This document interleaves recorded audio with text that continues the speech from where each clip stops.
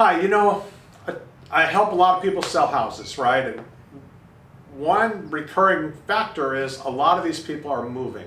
They're moving, well, they're all moving, right? But they're moving out of state. So, because one of the things we have here in California is we have a lot of people that have good jobs, good income, and they can take their retirement income and they can live pretty well in an economy that's a little less expensive. Plus, hopefully, they've got a house. And that house is a huge bank account. It's a huge bucket of money.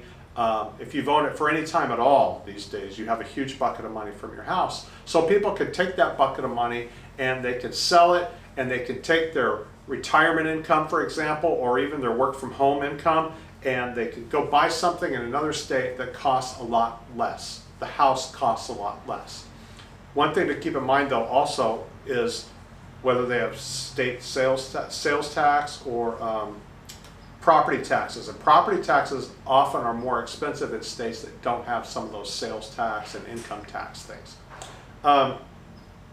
One thing to keep in mind though is buying out of state is tricky, because it's easy to think, oh, this is so inexpensive and this is so beautiful. I might have a beautiful home and a little acreage, and it's in the mountains, or it's on a lake, or it's in the desert, wherever it is, and you think, well, that's really cool, and I love that.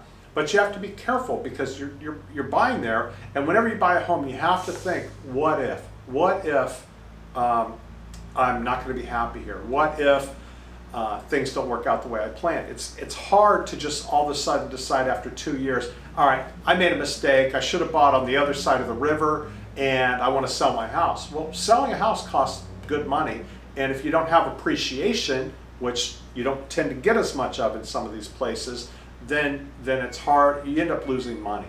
So what I recommend is you spend a lot of time in that area figuring out where you want to go before you make any decisions, because you might find out it's not even where you want to end up. And the more time you can spend there, like consistently, not just like visit for a weekend a few times, but spend a week there, spend 2 weeks there, spend more time there if you can. So a lot of times it's a great idea to go ahead, sell your house where you are, and maybe just go rent something for a little while. People do it all the time, and it gives them this opportunity to find out where it is they really are comfortable, where they find all the things, the amenities they like, whether it's parks or shopping or, I don't know, work or whatever it is. So I think the best thing to do is have a good idea of where you want to go, do a lot of research, sell your house here, and then whatever agent you use, hopefully, like me, I have all these designations, right?